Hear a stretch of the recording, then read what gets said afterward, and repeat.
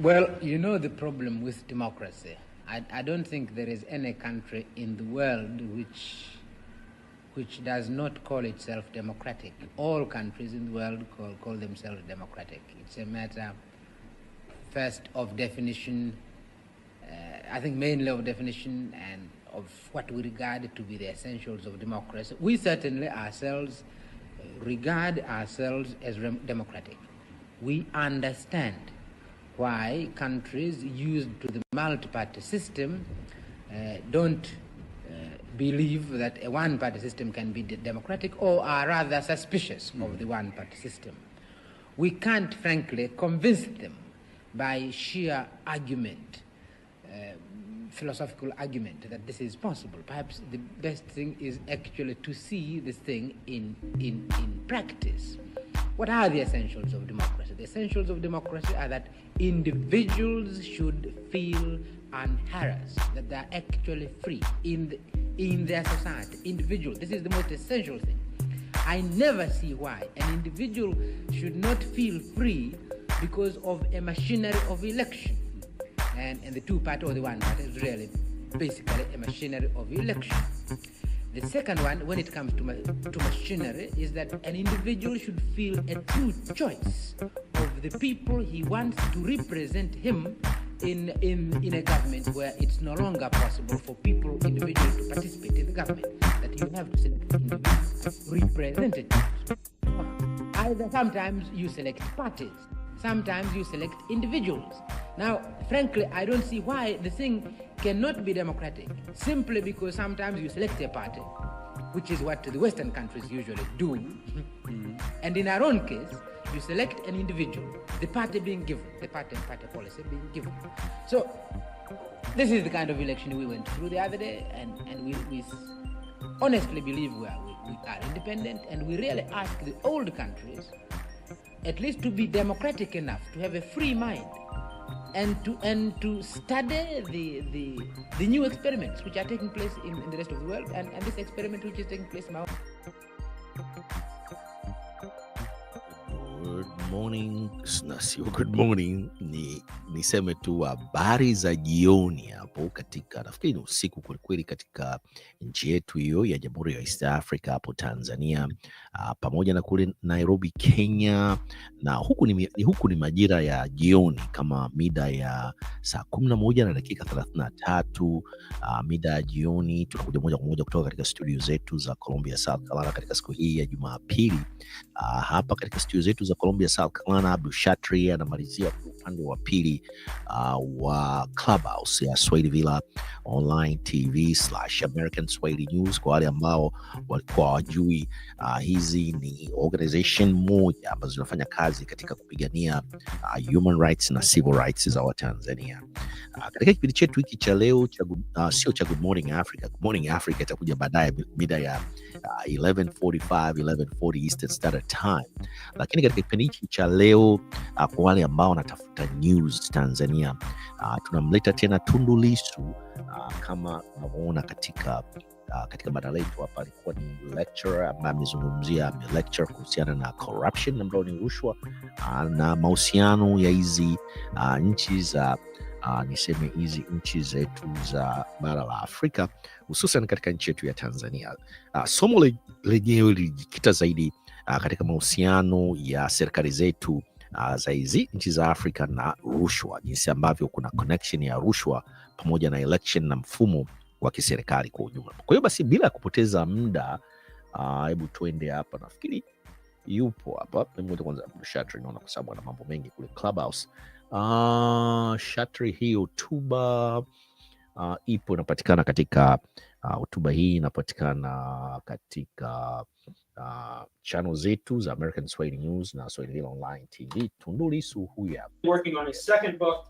His first book is out. I will admit I have not read it cover to cover, but I have read the synopsis. I think we're going to hear some of it today. The topic of which is how parliamentary and executive structures of the government facilitate rather than impede corruption. Elements of the ruling party in Tanzania have tried repeatedly to silence him. We're glad you're here. Culminating in an assassination attempt on his life in September of 2017. Leading up to that, in that year alone, he was arrested 8 times. He was struck with 16 bullets, one of which is still in his body. He spent 14 months nonstop in hospitals in Nairobi, Kenya, and in Leuven, Belgium, being treated, and as he told me this afternoon, with a total of 25 surgeries. He still carries his wallet, or has his wallet, that has 4 bullet holes. He briefly returned to Tanzania to serve as the Chadema opposition party's candidate for the 2020 political election. Earlier this year, he returned to Tanzania full-time, I believe, returning from exile in Belgium. And just last month, he was arrested and briefly detained on his way to a community organizing meeting around indigenous land rights in the northwest part of the country, I believe it was. Mr. Lissu, we're very happy to have you here, and we look forward to learning about your experiences and about how corrupt structures operate from a ground level view. Thanks for being here. Thank you.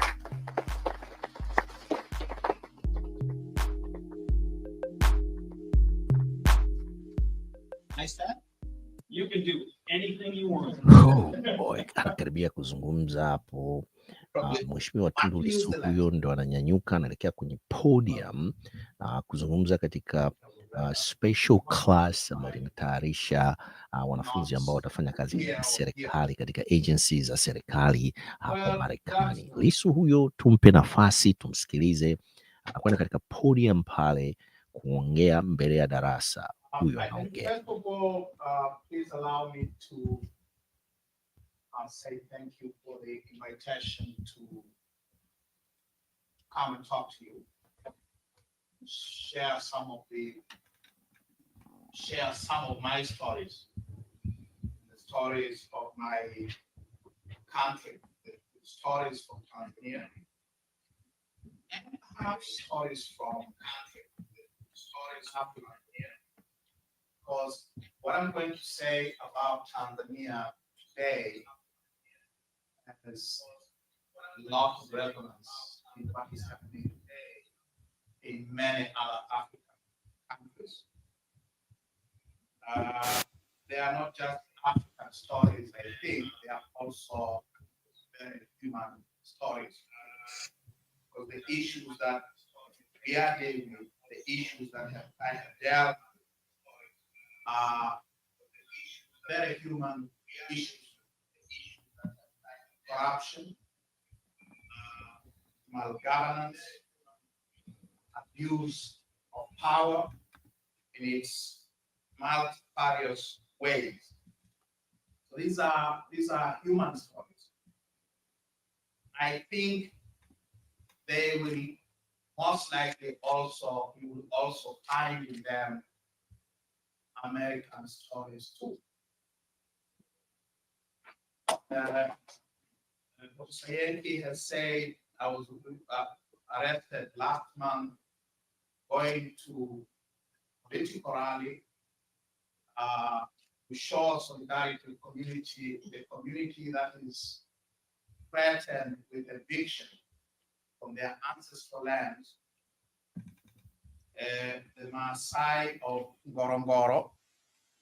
I don't know how many of you know about Tanzania, but the Serengeti Ngorongoro is one of the most beautiful places on this earth. And that beauty has caused a lot of harm to the local people. The people who are threatened with eviction today were actually evicted in 1959 to create the modern day Serengeti National Park.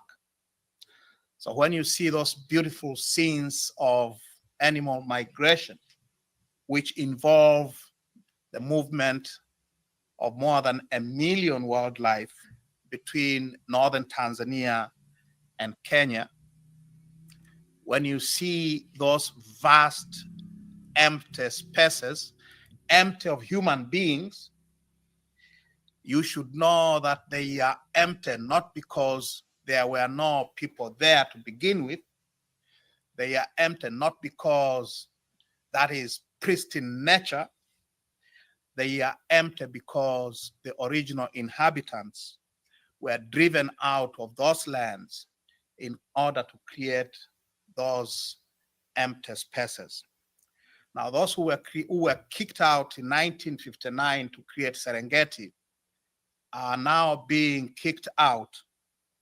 And if we allow it to happen, they will be transported some 547 kilometers away to a land where they were not born, where they know nobody, where they are not used to. It is the Maasai's version of the Trail of Tears, if you know what I mean. You know the Trail of Tears? So when I say Tanzanian stories are human stories,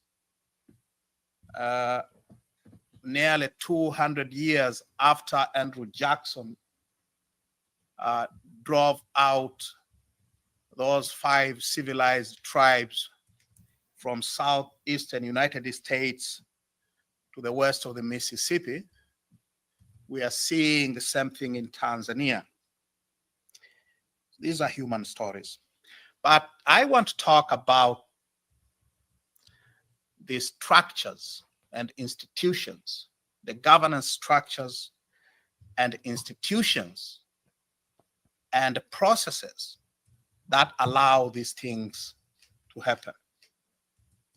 I want to talk about our constitutional politics and the way those constitutional politics have allowed abuse of power, corporate abuse of power, and I'll come to that very briefly, very shortly, how our constitutional and legal structures and governance structures have created the conditions that allow corruption to thrive and that allow abuse of power and human rights abuses of the most horrible nature to happen. Now, to start with,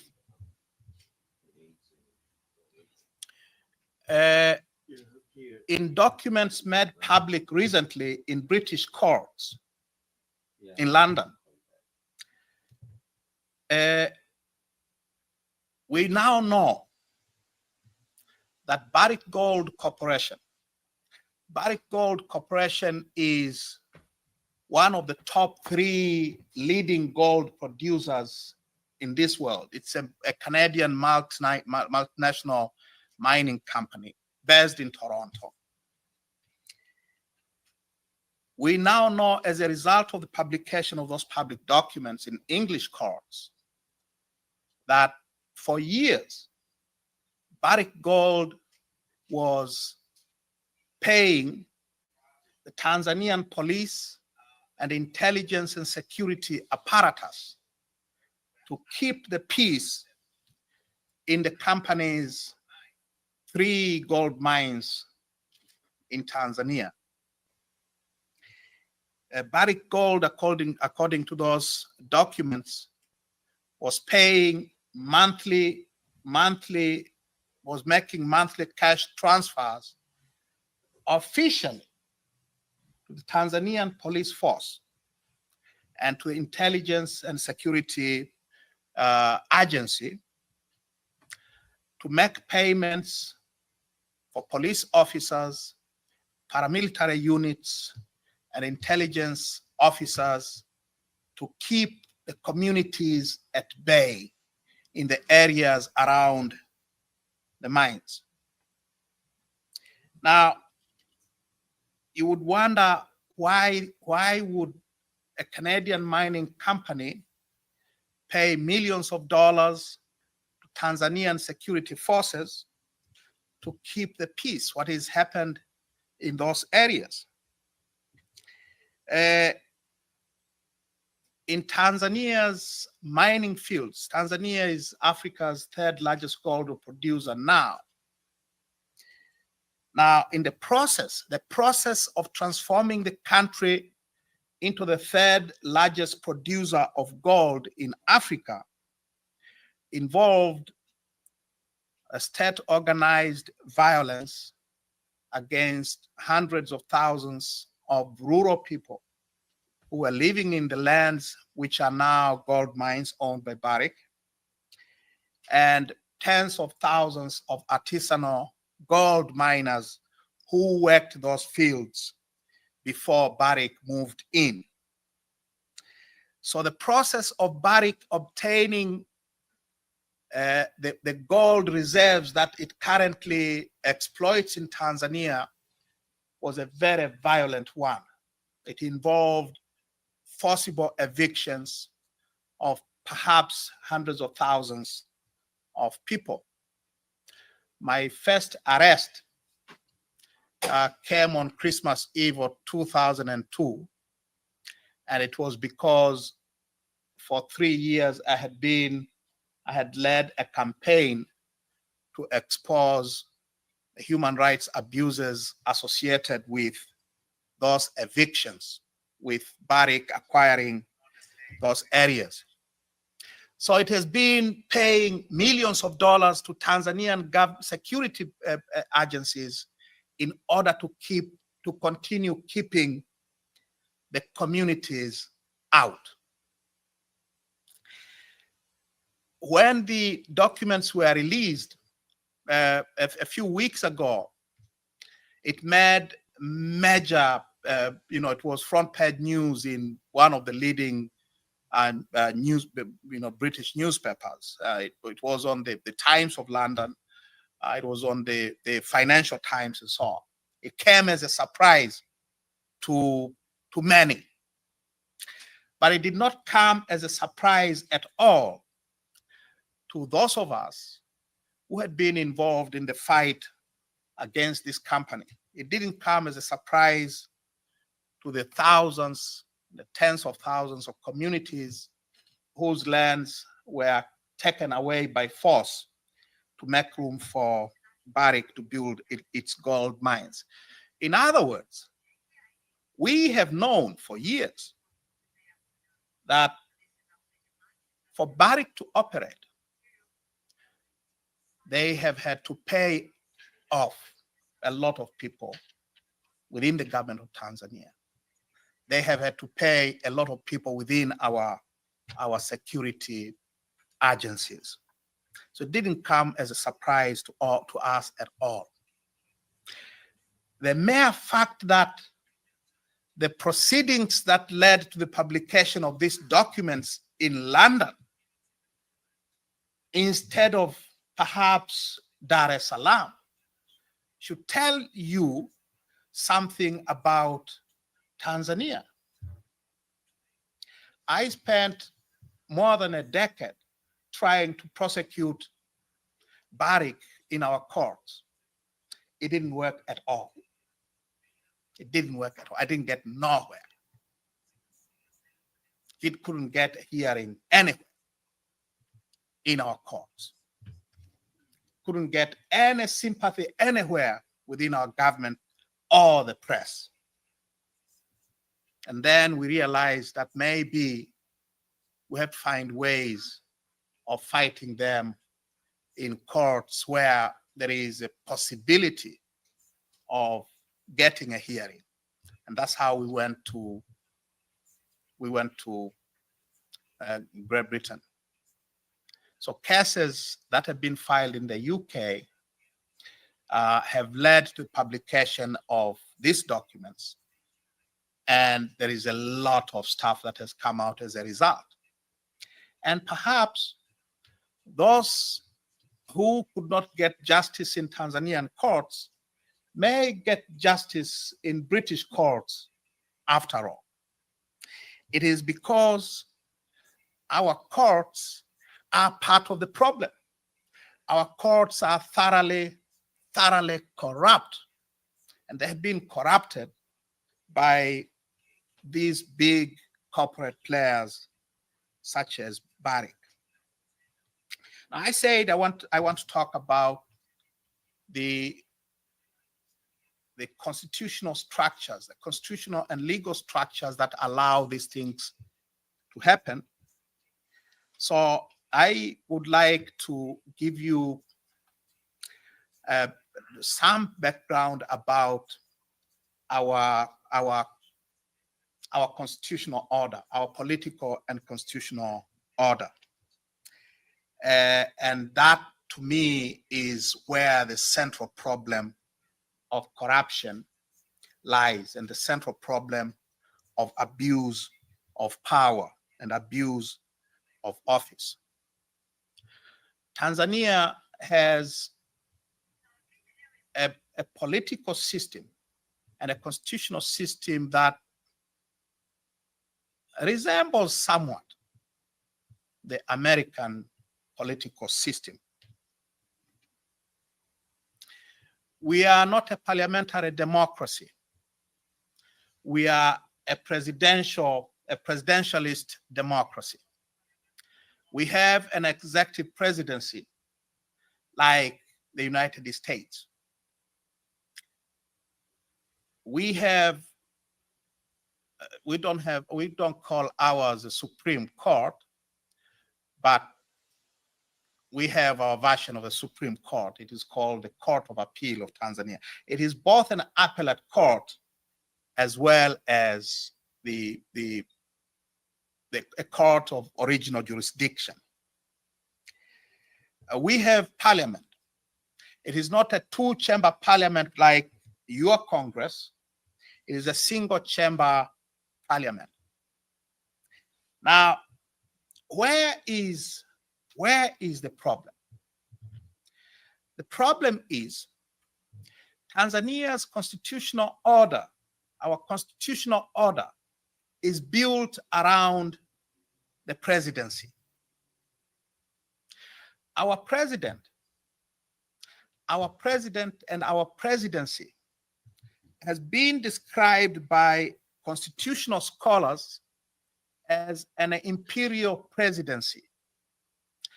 An imperial presidency in the sense that the Tanzanian president enjoys the kind of powers, of constitutional powers, that were enjoyed by European monarchs of the time before the 19th century revolutions, the age of revolutions in the 1840s and so on. Our president enjoys absolute powers. Our president is not only a head of state, he or she, now we have a she. I have some water. Is that possible? Yeah, please. Okay, thanks. I'm sorry. Our president, now it's a she, enjoys the kind of powers that are similar to the powers that 18th century European monarchs enjoyed. Unlimited powers. She's the head of state. She's the chief of government. She's the commander-in-chief of the armed services, of all of our armed services, including prisons and the police force. Our police force is a national police force. As a head of state, the Tanzanian president is also part of parliament. Our constitution is our parliament is divided into two parts. You have the House of Representatives. It is called National Assembly, composed of elected, semi-elected, and unelected members. And the other part is the president. Now, you only find that model in Britain. You only find that model in Imperial Britain. The British king is always a part of British Parliament. Now, our president is part of our parliament. So when we say imperial presidency, in fact, it is literally true. Our president has powers and privileges and prerogatives that are similar to British kings or British monarchs. So she is now, but she is part of parliament. She not only assents to bills that are enacted into laws, she also gets to appoint a certain number of members of parliament.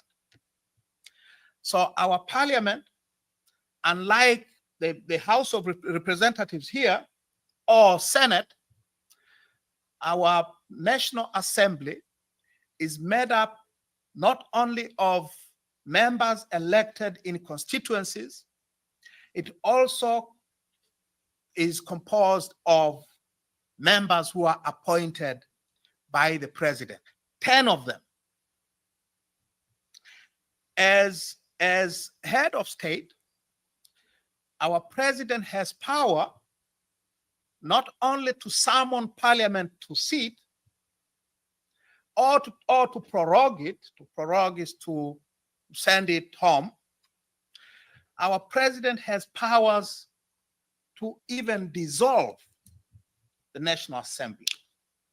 He can dissolve our parliament. I wonder if the president of the United States has powers to dissolve Congress. Ours does. If our parliament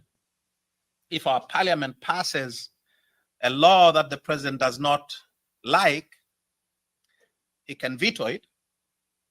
The parliament has power to override that veto. If the president still doesn't like the law, he has power to send parliament packing. So in terms of the relationship between the presidency and the legislature, the shadow of the president towers over our legislature. There is no check and balances there. The president has more influence, even inside parliament. As chief of government, the president of Tanzania appoints anyone of consequence. He appoints, again, now that she's a lady, she appoints all ministers and their deputies. She appoints all heads of government departments, heads of independent institutions of the government, like public universities. She appoints local, district, and regional administrators. She appoints all judges and other senior judicial officers and administrators. She appoints all members of constitutional commissions, constitutional or statutory commissions such as the National Electoral Commission. So she gets to appoint the heads and members of the Electoral Commission, the Judicial Service Commission, every commission that you can think of. Its chairpersons and members are appointed by the president and their chief executives.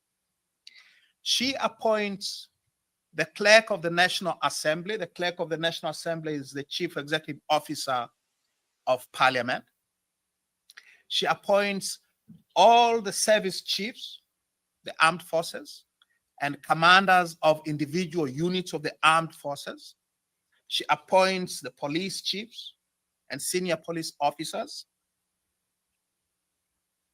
And the Constitution declares that for those public servants who are not directly appointed by the president, they are deemed to be appointed by her and they work on her behalf. So think of a clerk or a cleaner in a courtroom somewhere in rural Tanzania, and she's deemed by our constitution to be appointed by the president, and she works on behalf of the president. Because the president appoints all judges, you can be sure that our judiciary is not independent at all. She not only appoints judges, she is also the ultimate disciplinary authority over all judicial officers. She is the ultimate disciplinary authority over all public servants in the country. She can hire and fire anybody. She has powers to constitute and to disestablish public offices. She can create ministries and appoint ministers as she wants. It is a complete discretion. So when we speak of imperial presidency, that is what we mean. A presidency of this type is not only powerful, it is also protected against accountability. It is protected against any form of accountability. Our president cannot be charged in court with any crime for anything she or he might do while in office. So the immunity is complete.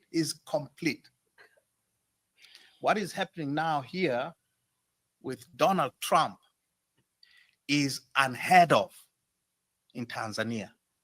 In fact, people are shocked that these Americans are prosecuting a former president for actions that he may have done while he was a sitting president.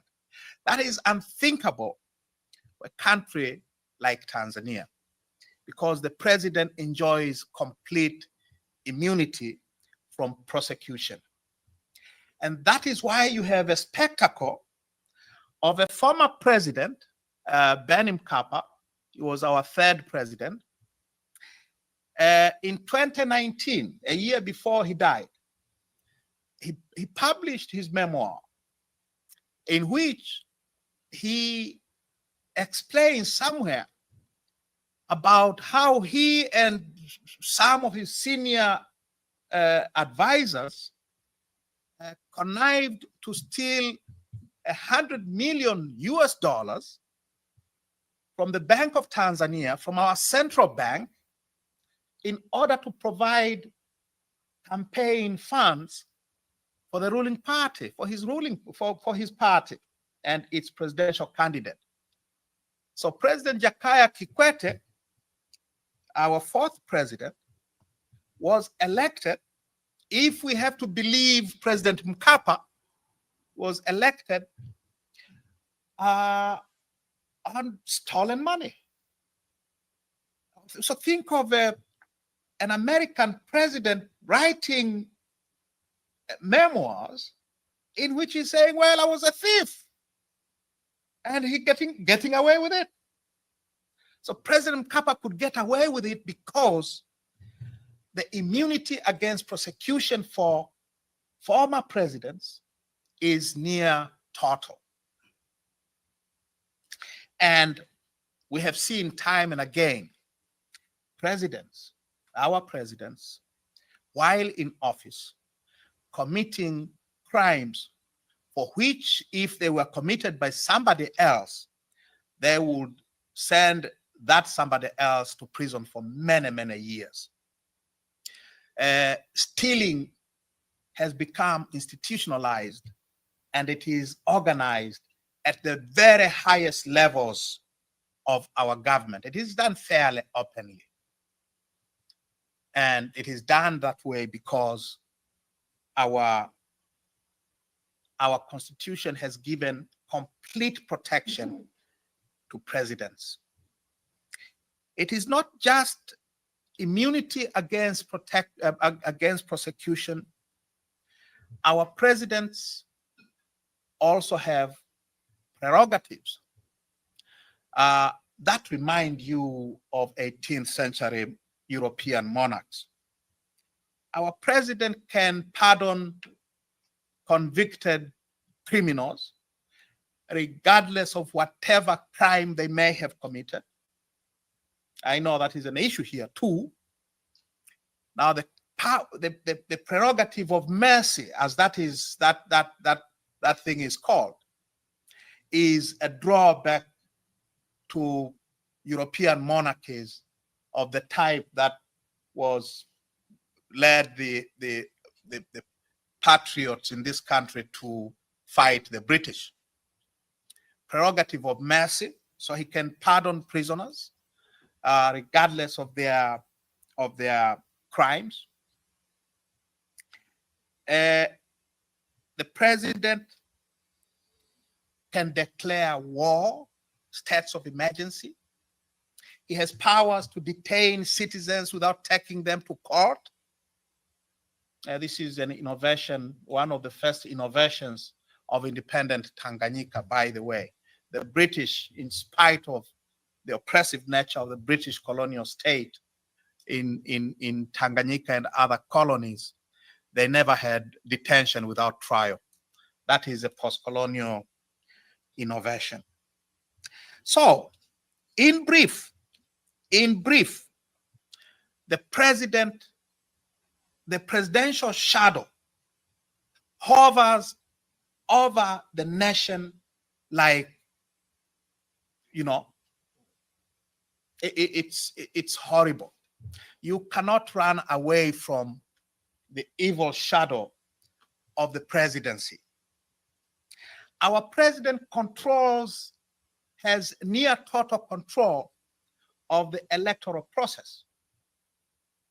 She gets to appoint members of the National Electoral Commission and its chief executive officer, as well as those who declare results in a presidential election, the returning officers in electoral districts. Our law requires local government executives to be returning officers in general elections, and all of these are presidential appointees. So the entire machinery of elections is controlled by the president. The president exercises more influence in constituency demarcation, in what you Americans call redistricting. And you cannot believe the gerrymandering that system has allowed. The president basically has carried out redistricting of the country in ways which defy logic. But it is because he has all these powers. Now, in terms of decision making, you can imagine that kind of power. It is without any restraint. It is without any meaningful checks and balances. And therefore, it creates very fertile breeding ground for very high level corruption. And the stories that we have endured in Tanzania in the past 3 decades prove this. Our second president, the first president, was a very clean man. He created this system, but he was a very clean man. Our second president, started to exercise his presidential powers in ways which have become now common, using the constitutional powers that he has for self-enrichment. It has become a pandemic now, and it is done openly. So we have a situation where, in the latest installment of these never-ending scandals, we have a situation where the current president, the lady Samia, has just privatized all of Tanzania's ports and harbors and related transport infrastructure to a company. You probably know, we may have heard it. They tried to get some ports here. Dubai Port World. Dubai Port World is a government-owned a port operator that is owned by the government of Dubai, by the Emirate of Dubai. In a deal signed in October of last year, the president has given all of Tanzania's sea and lake ports to Dubai Port World for a time that is unlimited, for a term that is unlimited. The agreement says that deal will come to an end if one of two things happen. One, if either the individual agreements in respect of each particular port comes to an end, and we have more than 20 sea and lake ports. So if individual agreements concerning any of those 20 plus ports come to an end, then the agreement will come to an end. Or if the activities undertaken under the agreement are completed. Now, an agreement to run ports, to manage ports, to develop ports, when will it come to an end? When will we stop having ports so that they cannot be managed, so that they cannot be improved? You know? So it is unlimited. The term is unlimited. As long as we have ports, we will need to manage them. We will need to improve them. We will need to expand them. And therefore, Dubai Port World will continue to manage our ports. The deal says the agreement cannot be terminated under any circumstances, even if there is a breach of diplomatic relations between Tanzania and Dubai, or if there is any other reason or circumstance, including even if it is contrary to international law. The president signed on it. For once, our president did it personally. The practice has always been they will hide behind their ministers. And this one, Samia's own hand is on the document. It was taken to Parliament and it was passed inside 1 week. No debate. So, and we have seen these kinds of actions. Now, to conclude, therefore, if you want to understand why some countries are so corrupt, I think that it is important to examine the constitutional and institutional arrangements that are in place that allow governments or government officials to get away with these kinds of abuses.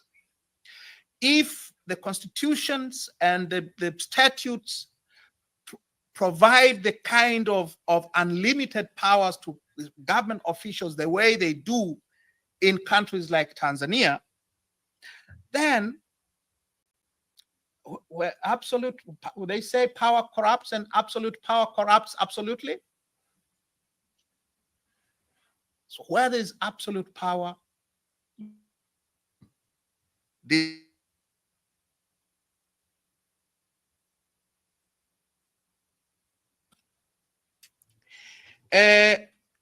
in other words, if we want solutions to problems of corruption, we must address the institutional and structural issues, the constitutional schemes that allow them to flourish. That is why in Tanzania for the past 30 years, we have called for constitutional reform in order to create constitutional structures which will enable us to hold our to account